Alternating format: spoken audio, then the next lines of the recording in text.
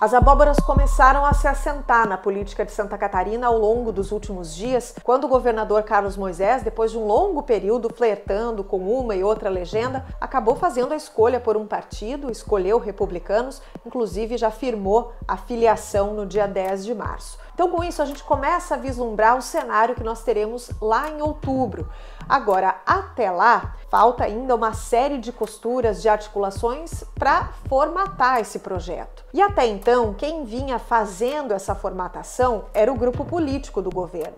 Mas Moisés decidiu escantear, deixar de lado o grupo político e se apegar a um grupo que é muito próximo do governador, o grupo dos militares. Esse grupo tem aconselhado Moisés nas conversas que ele tem feito com outros partidos, com lideranças, para tentar formatar, então, esse projeto para as eleições de outubro. Além dos militares, alguns conselheiros que estão há muito tempo próximos do governador, alguns, inclusive, desde antes das eleições, ali do período de 2018, têm trazido informações para o governador, têm aconselhado ele e têm ajudado na formatação desse projeto. Agora, a decisão de escantear o grupo político, ela chama bastante atenção e pode trazer desgaste para o governo. Até porque o secretário de Estado da Casa Civil, Heron Giordani, que é a figura mais emblemática dessa fase do governo, mais voltada à política, Heron está saindo do governo até o final desse mês. Ele vai cuidar do próprio projeto.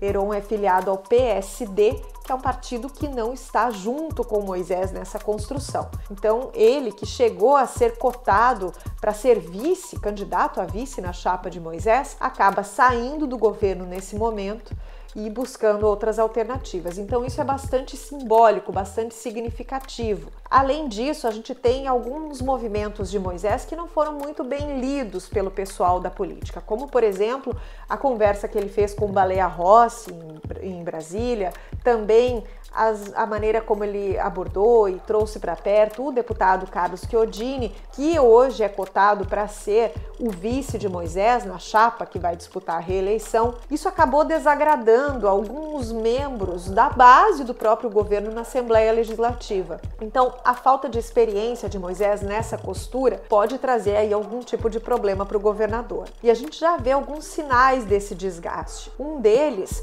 foi, durante essa semana, uma denúncia feita por um deputado da oposição, Bruno Souza, a respeito da utilização de aeronaves do Corpo de Bombeiros pelo governador. A última viagem, inclusive, tinha ocorrido no dia 10 de março, ali naquele período, quando o governador foi se filiar em Brasília ao Republicanos. E aí o deputado traz a informação de um e-mail dizendo que a regulação da Secretaria de Estado da Saúde negou um transporte a um bebê porque a aeronave estava em uso pelo governador. O governo do estado trouxe explicações, disse que foi alugada uma outra aeronave para dar conta desse transporte de saúde, diz ainda que o governador só utiliza as aeronaves quando elas estão ociosas, mas isso trouxe um grande desgaste, um grande problema para o governo, tanto é que o governo do estado se manifestou 2 vezes ao longo dos últimos dias, explicando, fazendo esclarecimentos sobre essa questão, porque de fato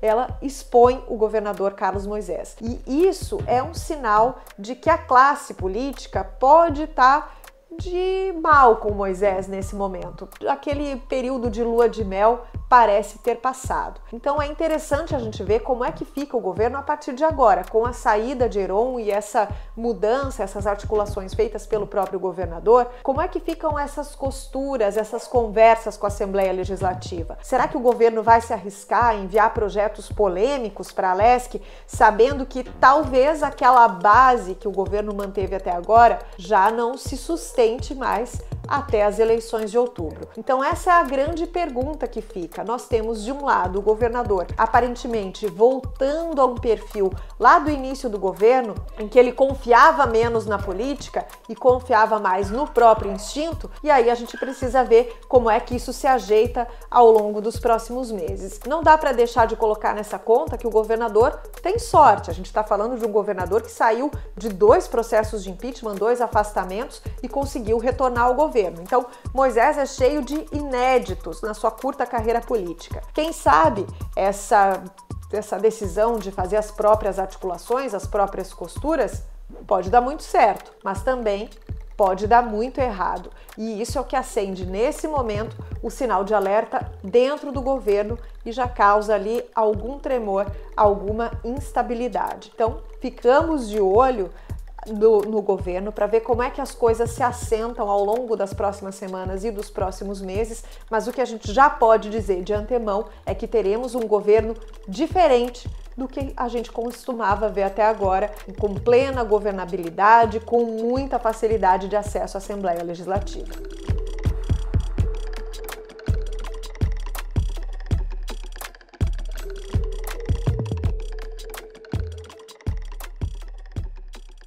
Nossa SC faz como ninguém faz.